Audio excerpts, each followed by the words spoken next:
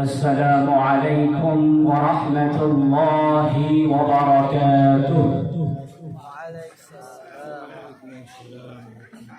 نحمده ونستعينه ونستغفره ونؤمن به ونتوكل عليه ونعوذ بالله من شرور أنفسنا ومن سيئات أعمالنا.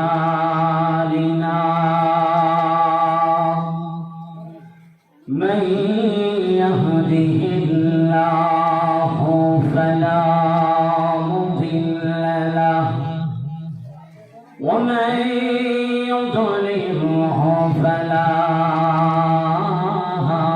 هادي له. ونشهد أن لا إله إلا الله وحده لا شريك له.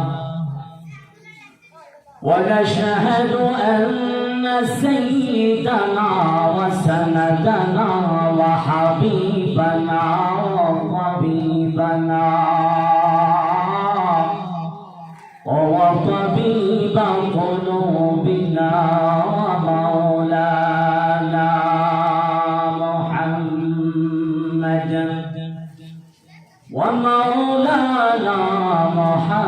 محمدا عبد الله ورسوله الذي أرسله بالحق بشيرا ونذيرا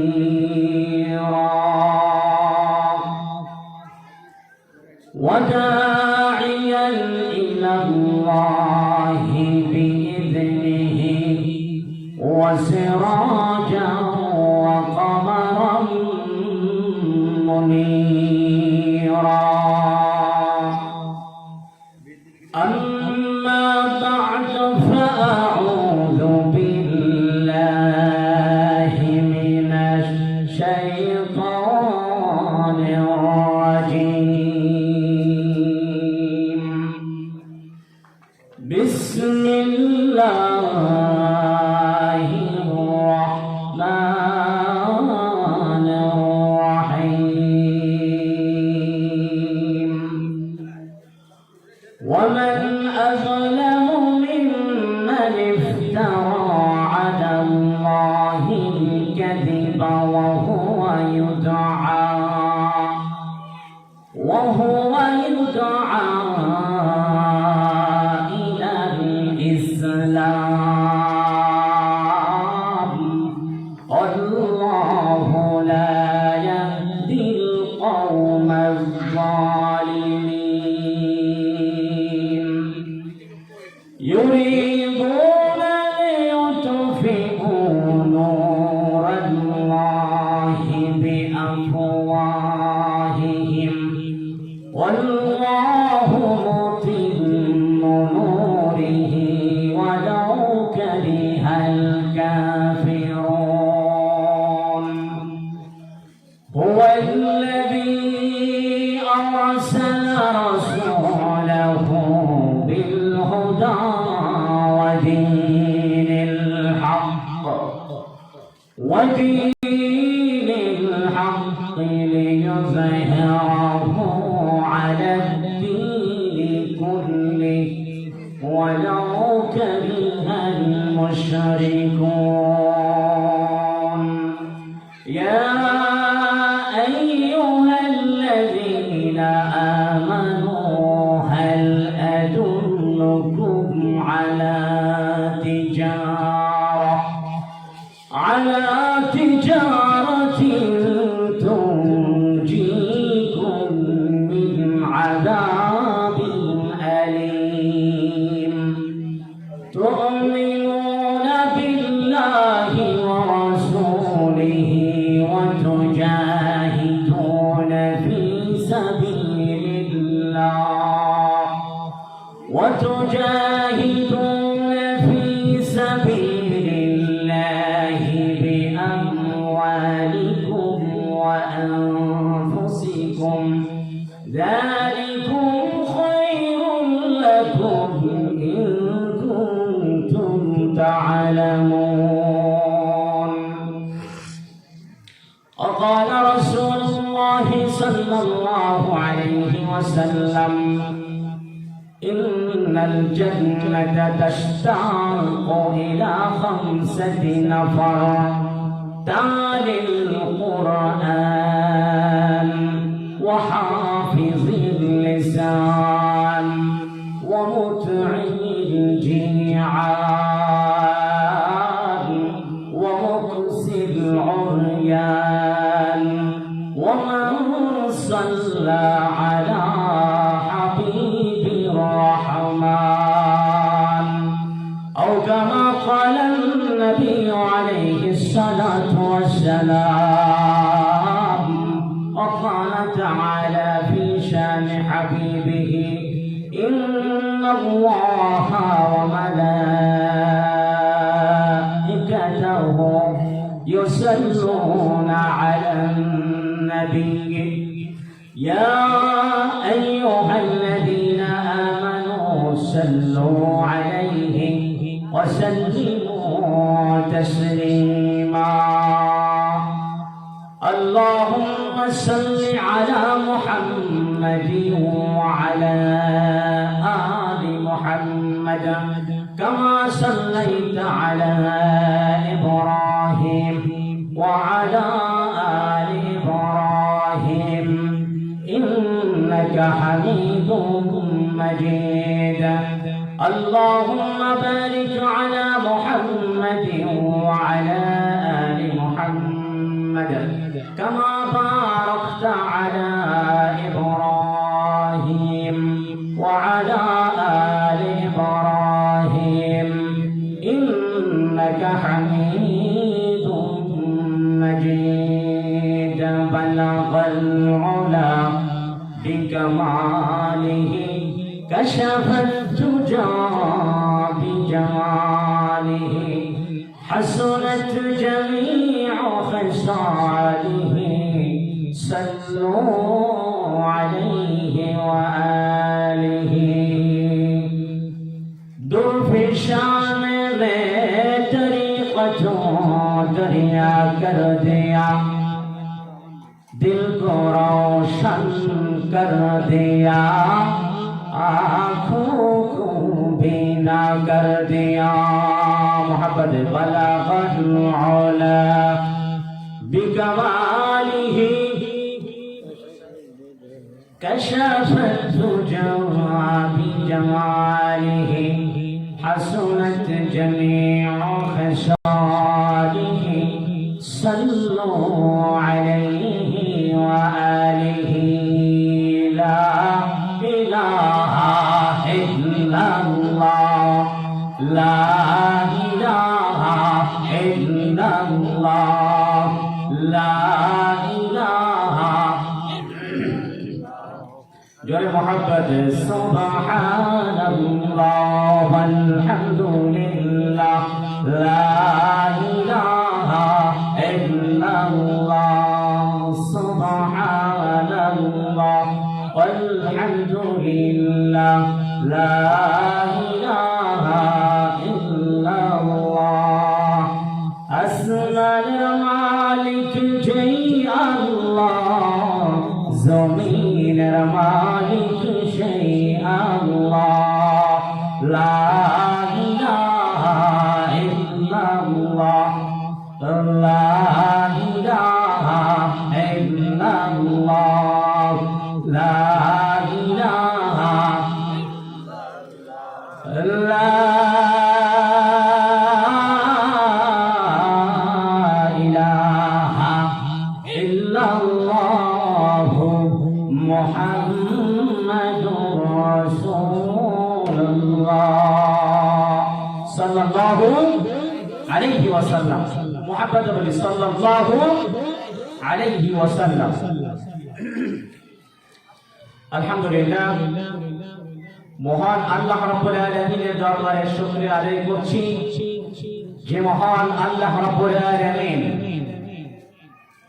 আমাদেরকে বাংলাদেশের ঐতিহ্যবাহী বিভাগ খুলনা জেলা রূপসা থানা জেবিএম হাফেজিয়া মাদ্রাসা 57তম ওয়াজ ও দোয়া মাহফিলে আল্লাহ রাব্বুল আলামিনের কাছে শুকরিয়া আদায় করছি যে মহান আল্লাহ রাব্বুল আলামিন আমাকে আপনাকে দুনিয়ার সমস্ত কাজকর্ম থেকে বিরত রেখে আল্লাহ রাব্বুল আলামিনের আসমানের নিচে জমিনের উপরে জান্নাতের বাগিচায় কোরআন এবং হাদিসের আলোচনা শোনার জন্য আল্লাহ রাব্বুল আলামিন আমাকে এবং আপনাদেরকে আশার বসার যে মহান স্রষ্টা তৌফিক দান করলেন সেই মহান স্রষ্টার কাছে আমরা নত শিরে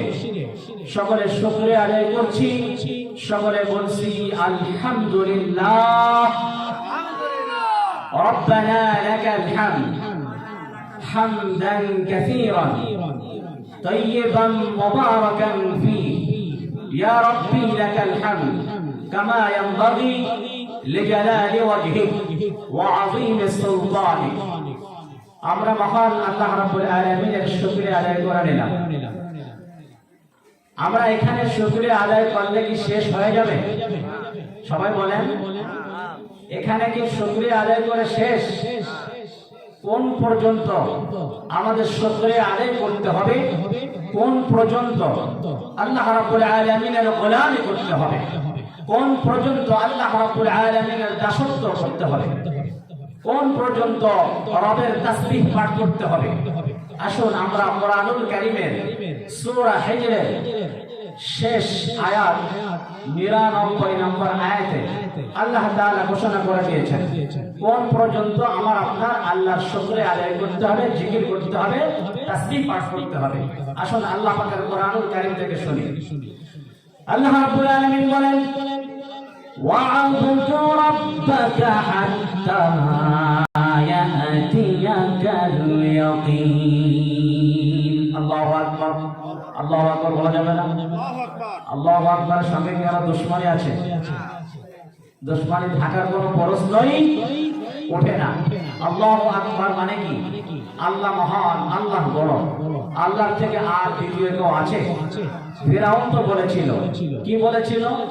লোকদেরকে জমা করে বলেছিল ফাহাশারা ফানাদা ফাকালা আনা রাব্বুকুমুল আ'লা, আমি হলাম তোমাদের সব থেকে বড় রব। চিৎকার করে বলেন নাউযুবিল্লাহ। ফিরআউন যে দাবি করেছিল যে ফাকালা আনা রাব্বুকুমুল আ'লা, আমি হলাম সব থেকে বড় খোদা, আবারও বলি নাউযুবিল্লাহ। আচ্ছা, ফিরআউন যে দাবি করেছিল তার দাবির ভিতরে ভেজাল ছিল কি ছিল না? মূলত আল্লাহ তাআলা কয়জন? এক, আল্লাহুস সামাদ, কুল হুয়াল্লাহু আহাদ, আল্লাহ এক অদ্বিতীয়। তা ফিরআউন যে দাবি করেছিল যে আমি বড় রব, নাউযুবিল্লাহ, আমারও বলি। ফিরআউন সে যে দাবি করেছে এই দাবির ভিতরেই সে ধরা খেয়ে গেছে। কেন? সে যে দাবি করেছে আমি বড়, তার মানে ছোট আর একজন আছে। আবার বলি নাউযুবিল্লাহ। আরে ভাই, ফিরআউন সে যে দাবি করেছে দিন মানে রাত্রে বেলায় কিন্তু রাতের আধারে ঘরের দরজা বন্ধ করে দেয়া, তার একটা স্পেশাল রুম ছিল, সেখানে পাশের দড়ির মতো একটা দড়ি ঝোলায় রেখেছিল। আর রাতে সবাই যখন ঘুমিয়ে যেত, ফিরআউন তখন ওই স্বৈরাচার জালিম ফিরআউন ওই রশির ভিতরে কল্লাটা ঢুকাই দিত। কখন? রাতের আধারে কল্লাটা ওই রশির ভিতরে ঢুকিয়ে দিয়ে বলতো, রব্বুল আলামিন তুমি তো জানো আমি খোদা না গাধা। সুবহানাল্লাহ বলে। নিজেকে ওখানে ছোট করতেছে। হে রব্বে কারীম, তুমি তো ভালোই জানো আমি খোদা না গাধা। তুমি হইলে আসল রব, তুমি হইলে বড়, তোমার সাথে কারোর তুলনাই চলে না। সুবহানাল্লাহ। করেন। তাহলে ফেরাউন যে দাবি করতো দিন মানে এর পিছনে লোক ছিল, লোক বোঝেন না, খোঁজানো লোক ছিল। বাংলা ভাষা বোঝেন তো? আমার জন্মস্থান কিন্তু এই স্টেজের পিছনে, একটু কয়েক গজ গিলে আমার জন্মস্থান এখানে। আপনারা তো আমরা সবাই চিনেন নাকি? চিনেন না আমাকে? ফিরআউন যে রাতের আধারে বলতো, রব্বে কারীম তুমি তো জানো আমি খোদা না গাদা, আসলে তুমি হলে বড় রব। সুবহানাল্লাহ বলেন। কাজ হবে কি বলেন তো? ঈমান এনেছিল। দিন মানে তার সাকরিতরা, সাঙ্গ পাঙ্গ পণ্ডিতরা বলতো অমুক ভাইয়ের চরিত্র ফুলের মতো পবিত্র, নামাজ পড়ে না। এখন তো এরকম কিছু আমাদের সমাজে আছে না? ফিরআউনকে এরকম বুদ্ধি দিত, বলে হে নেতা লিডার কেডা, আপনি খোদা বলে দাবি করেন, আমরা আছি আপনার পিছনে, নাউজুবিল্লাহ। রাতের অন্ধকারে বলতো আল্লাহ তুমি তো ভালো জানো আমি খোদা না গাধা, তুমি হলে আসল রব, আসল খোদা, আসল শ্রেষ্ঠ স্রষ্টা তুমি, তোমার সাথে কারো তুলনা চলে না। কিন্তু কাজ হবে কি? রাত পোহালে যেই সে রাত পোহালে আবার পাহাড়া ফানাদা, ওই যে লোকেরা বুদ্ধি দিত আর সবাই জমা করতো, জমা করে বলতো ফাকালা আনা রাব্বুকুমুল আ'লা। কি ঈমান এনেছিল? শেষকালে যখন নীল দরিয়ায় হাবুডুবু খায়, সুবুনি খায়, তখনও বলে আনা মিনাল মুসলিমিন। আল্লাহর বুঝাচ্ছে, আল্লাহর ওয়াজ করে। আল্লাহ কি কম বোঝে? নাউজুবিল্লাহ। আল্লাহ কি কম বোঝে বলেন? বলতেছে আনা মিনাল মুসলিমিন। আল্লাহ তাআলাকে ওয়াজ করে শোনাচ্ছে, হে রব, মুসা নবী, বনি ইসরাইলের নবী মুসা যেমন তোমার উপরে ঈমান এনেছে, আমি ফিরআউন তোমার উপরে এরকম ঈমান আনতেছি। সত্য না মিথ্যা? এত মিথ্যা সুমনি খায় তখনও মিথ্যা বলে। আল্লাহর ওয়াজ করে বোঝায়, মুসা নবী যেমন ঈমান আনছে আমিও তোমার উপর ঈমান আনছি। কখন? সুমনি খাওয়ার সময়। জান যায় যায় চলে যায়, তখন বলে আনা মিনাল মুসলিমিন। আল্লাহর ওয়াজ করে শোনায়। আল্লাহ কয়, এই শয়তান, মরার সময় আর মিছা বলিস না। আল্লাহ রাব্বুল আলামিন বলেন, আমার ফেরেশতারা সমুদ্রের তলদেশ থেকে কাদা মাটি উঠায়া আনার পরে ফিরআউনের জবানের ভিতরে, মুখের ভিতরে কাদা দিয়া মুখটা বন্ধ করে দে, ও যেন মরার সময় আর মিছা কথা বলতে না পারে। সুবহানাল্লাহ। সুবহানে কাজ সময় ঈমান আনলে কাজ হবে? ঈমান আনতে হবে সময় মতো। এজন্য আল্লাহ রাব্বুল আলামিন বলেন, আমার প্রশংসা সামান্য নয়, সামান্য শুকরিয়া আদায় করলে হবে না, সামান্য তবে আমাদের শুকরিয়া আদায় করলে হবে না। কোন পর্যন্ত আমাদের শুকরিয়া আদায় করতে হবে? জিকির করতে হবে, তাকে স্মরণ করতে হবে। আল্লাহ রাব্বুল আলামিন তাই সূরা হিজরের মধ্যে বলে দিয়েছেন, ওয়া'বুদ রাব্বাকা হাত্তা ইয়াতিয়াকাল ইয়াকিন। আল্লাহু আকবার। আল্লাহ তাআলা শিখাচ্ছেন, হে পৃথিবীর মানুষ, আমি যে তোমাদের রব, আমি রব হয়ে তোমাদেরকে অর্ডার দিতেছি, হাত্তা ইয়াতিয়াকাল ইয়াকিন, ওই পর্যন্ত আমার গোলামি করবে যতক্ষণ পর্যন্ত নিশ্চিত তোমার মাথার কাছে মালাকুল মাউত আজরাইল না আসবে।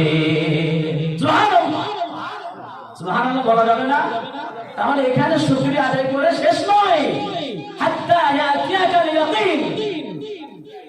তাফসীরে ইবনে কাসিরের ভিতরে এসেছে যে সুনিশ্চিত ওই পর্যন্ত, ওই ঘোষণা না আসা পর্যন্ত, অর্থাৎ মালাকুল মাউত আজরাইল আলাইহিস সালাতু ওয়াস সালাম আমার আপনার কাছে যতক্ষণ পর্যন্ত না আসতেছে, অর্থাৎ জীবনের শেষ নিঃশ্বাস ত্যাগ করা মুহূর্ত পর্যন্ত, আল্লাহ তাআলা বলছে, রব্বাকা হাত্তা ইয়াতিয়াকাল ইয়াকিন, আমি আল্লাহর গোলামি করবে, আমি আল্লাহর দাসত্ব করবে, আমি আল্লাহর তাসবিহ পাঠ করবে, আমি আল্লাহ রাব্বুল আলামিনকে স্মরণ করবে। সুবহানাল্লাহ।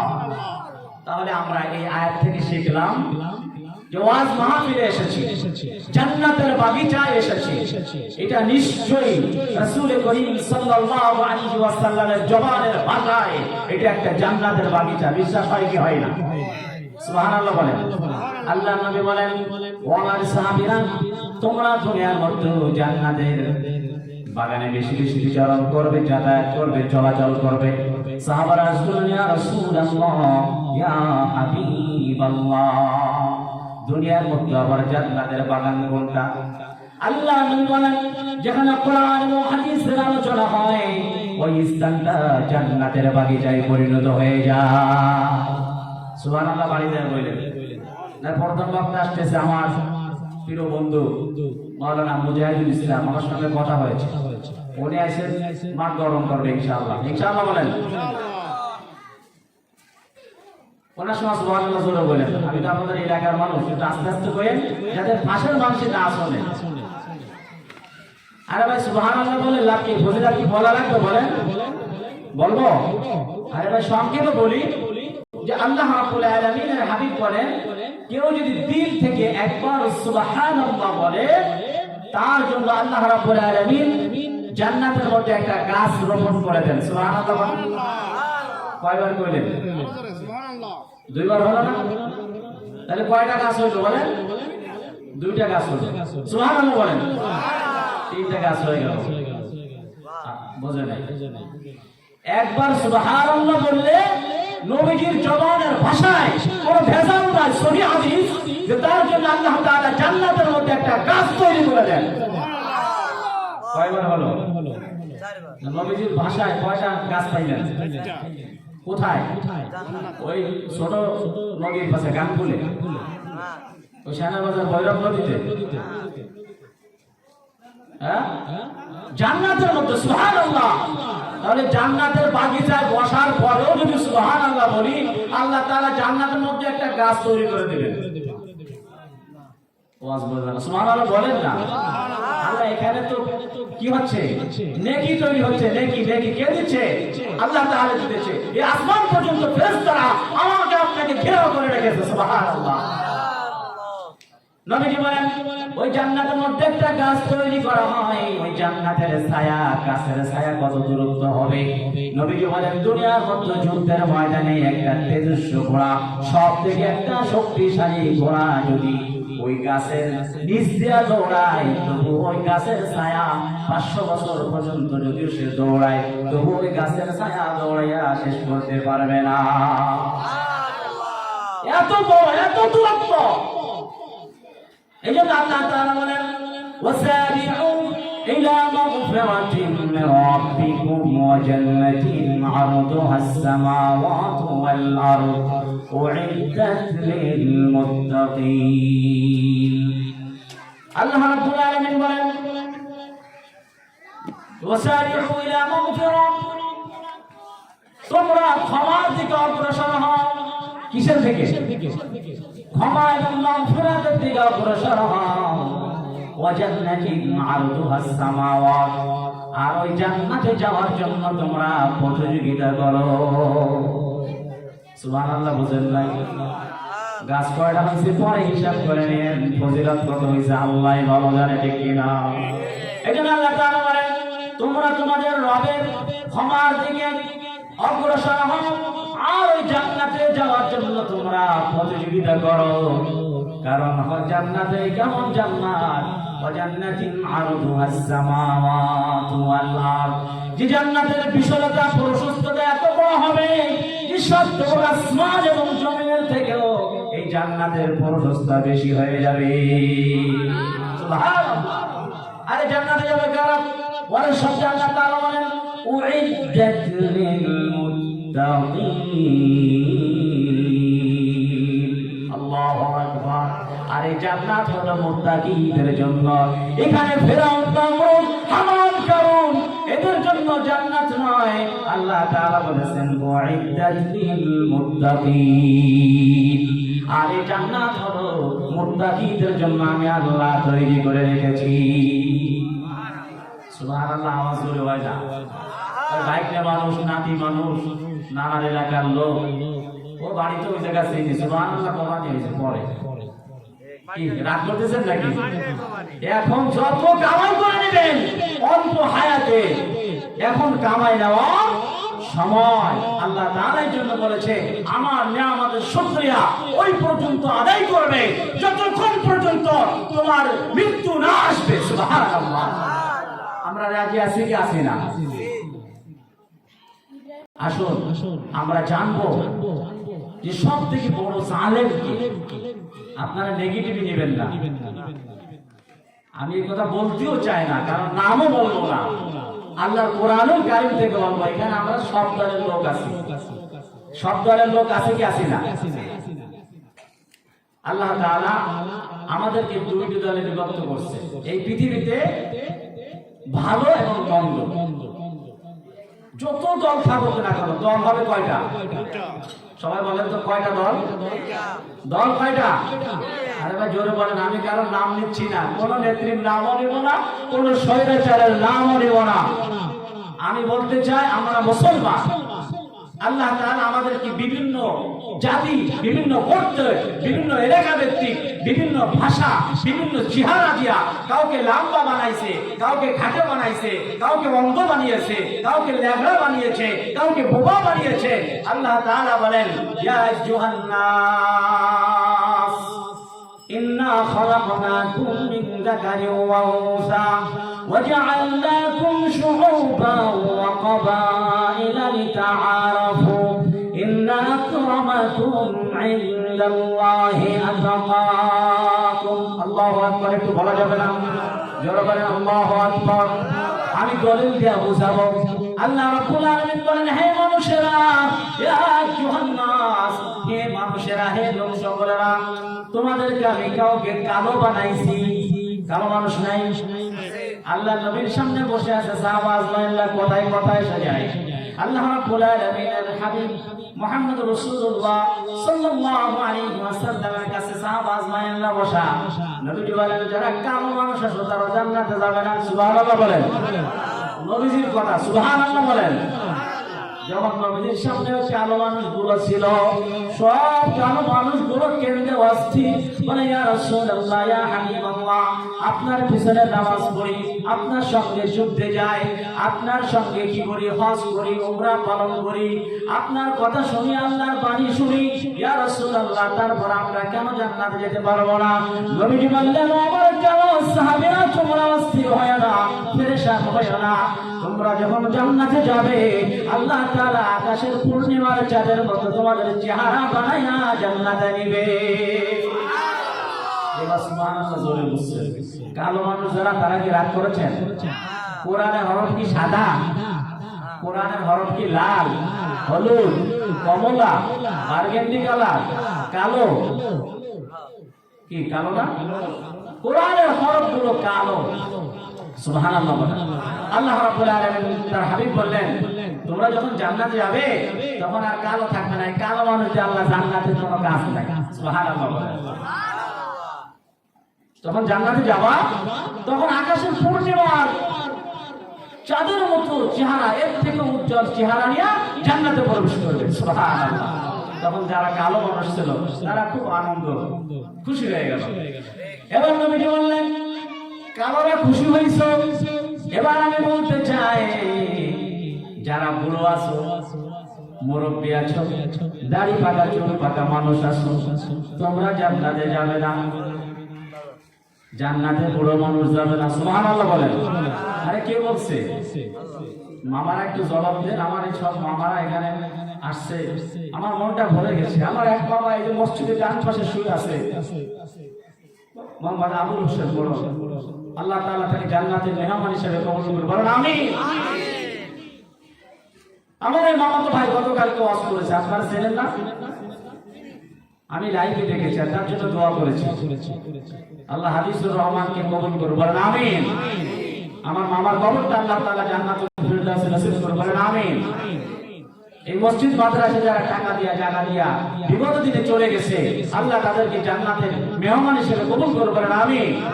তাদের শরীরে জান্নাতের পোশাক পরায় দিন, বলেন আমিন। তা মামারা একটু জোরে আওয়াজ না দিলে ভাইরা তো সাহস পাবে না। কোন দিক থেকে কোন দিক যায় ঠিক নাই, এমনি কথাবার্তা উল্টো পাল্টা আলোচনা করতে গেলে এদিক ওদিক চলে যায়। মনোযোগ সহকারে শুনতে হবে। আসুন আমরা যে কথা বলতেছিলাম যে আল্লাহ তাআলার হাবিব বললেন যে যারা বুড়ো মানুষ আছে বুড়োরা জান্নাতে যাবে না কোনোদিন। তখন বুড়ো যারা ছিল সবাই কাঁদতে অস্থির, বলে ইয়া রাসূলুল্লাহ, ইয়া হাবিবাল্লাহ, আপনার পিছনে নামাজ পড়ি, আপনার সঙ্গে হজে যাই, আপনার কথা শুনি, আপনারা না দেখলে ভালো লাগে না। আপনি বললেন বুড়োরা জান্নাতে যাবে না। নবীজি বললেন তোমরা কেঁদো না, হতাশ হয়ো না, তোমরা যখন জান্নাতে যাবা আল্লাহ তাআলা 28 বা 32 বা 30 বছরের যুবক বানায়া জান্নাত দিয়ে দিবেন। সুবহানাল্লাহ। বুড়ো মানুষদের জান্নাতে কোনো কাম নাই। এই দেখেন অধিকাংশ মুরব্বীরা এখানে এসে বসতে, যুবকরা কোথায় গেল? যুবকদের ইবাদত তো আল্লাহ রাব্বুল আলামিনের কাছে বেশি গ্রহণযোগ্য, ঠিক কিনা? সেই যুবক ভাইরা কোথায় গেল? আমার মামারা আজকে মাহফিলে উপস্থিত আছে, মামাতো ভাইকে পাই না, খুব কম। আল্লাহ তাআলা আপনাদেরকে কবুল করুন, বলেন আমিন। জান্নাতের বাগিচায় বসতে পেরেছে আমরা, এই জন্য বলি আমিন। তাহলে কোন কথা বলতেছিলাম? যে আল্লাহ তাআলার হাবিব বলেছে যেখানে কোরআন এবং হাদিসের আলোচনা হয় ওই জায়গাটা জান্নাতের বাগিচায় পরিণত হয়ে যায়। সুবহানাল্লাহ। কতগুলো গাছ লাগাইছে জান্নাতের মধ্যে আল্লাহ, হিসাব করে দেখেন, আল্লাহই ভালো জানে, ঠিক কিনা? আমাদের শুধু নেক আমল করার দরকার। কোন পর্যন্ত? হাত্তা ইয়াতিয়াকাল ইয়াকিন, যতক্ষণ পর্যন্ত নিশ্চিত মালাকুল মাউত আজরাইল মাথার কাছে না আসবে।